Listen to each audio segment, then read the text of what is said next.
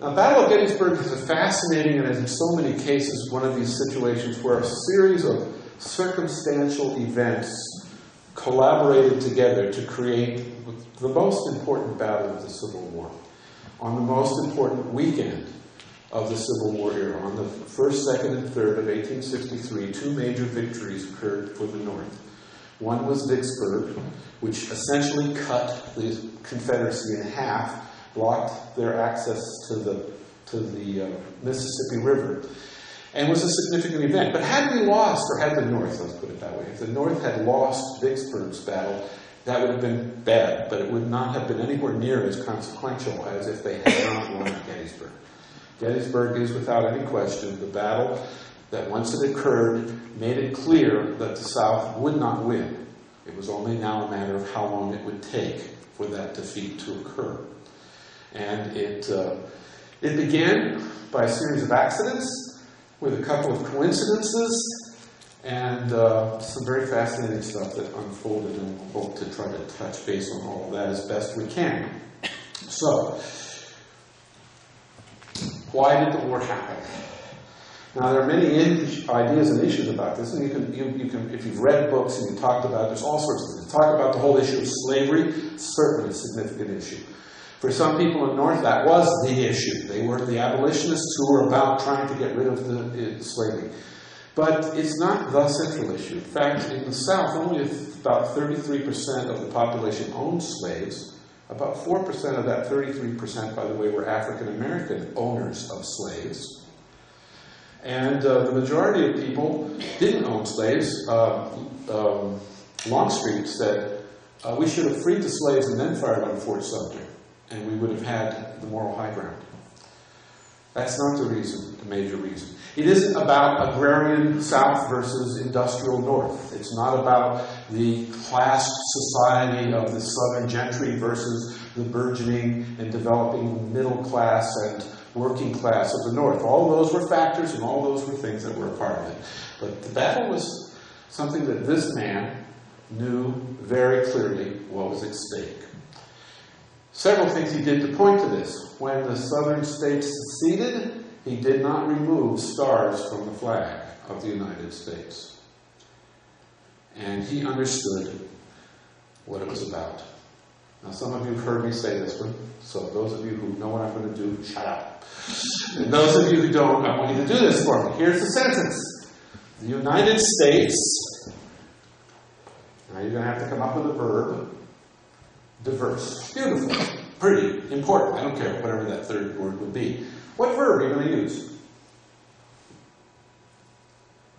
Is, of course. You know, you're not going to say the United States walks diverse. No. The United States is diverse.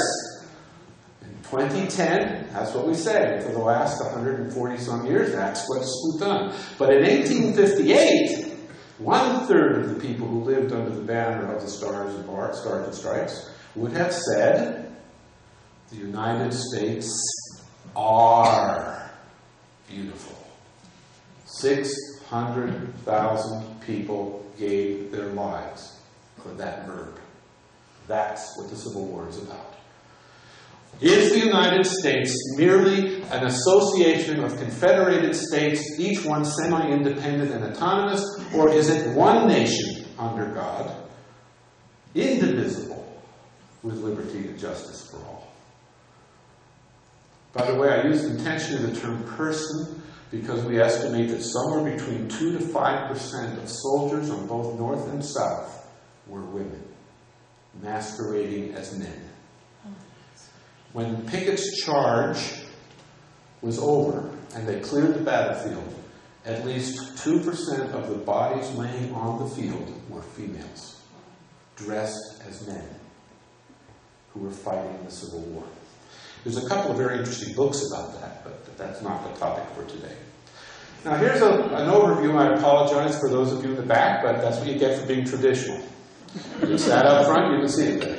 This is the conglomerate of the full battle, all 3 days. July 1, July 2, July 3 across.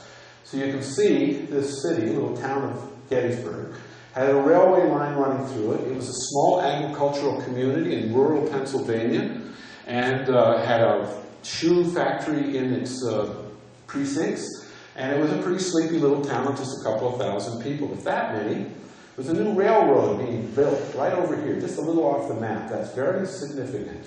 Remember that, because it had been started a year before the battle, and what was left was essentially about a 20-foot wide ditch, 10 feet deep, with straight sides on either part of it, running essentially from all the way up here, or actually way up there, and all the way down along this way, just to the west of the city of Gettysburg. That's going to be significant in a couple of moments. So this is what the whole town kind of looks like at that point in time. Day one started here on the Chambersburg Pike, and it was a complete accident.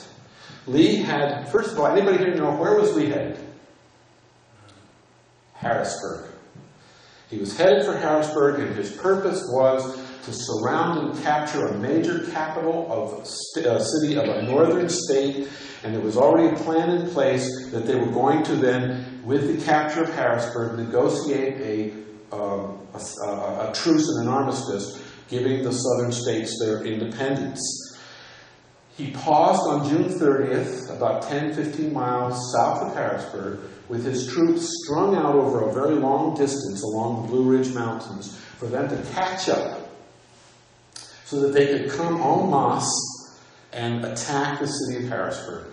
He did not want to battle any place but there. He knew there weren't many Union troops there. He knew he had a really good chance of taking the city.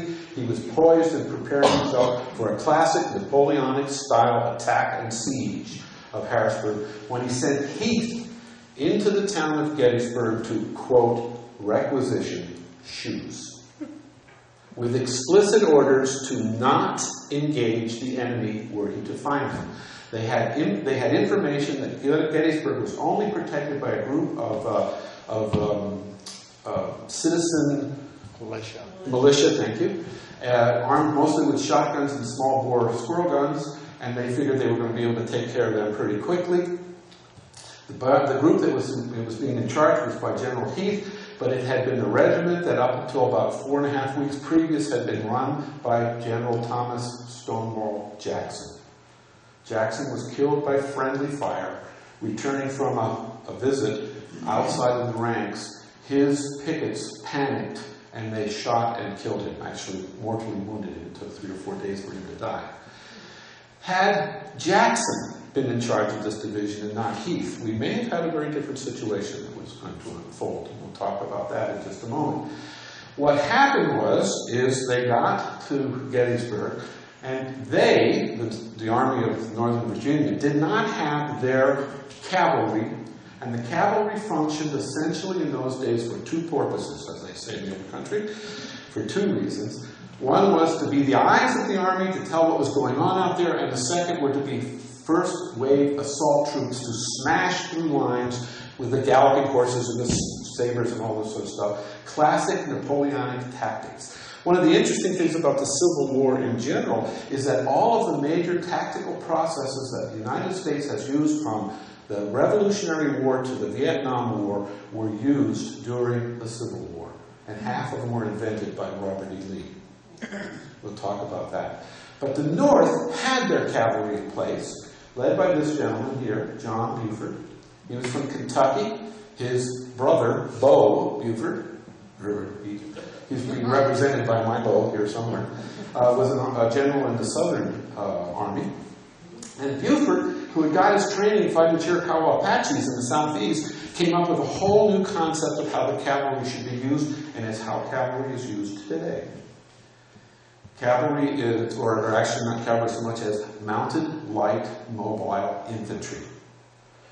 He trained his men, we know this, I've read all the reports from the Army War College records of Battle of Gettysburg, in the tactics of being dismounted, not charging in with sabers drawn. And in fact, although I can't quite prove this, there's pretty strong circumstantial evidence that he got his 1,000 men, his 2 divisions under the leadership of Devon and Gamble, who were his 2 colonels, armed with Spencer repeating carbines. Now, I haven't completely gotten this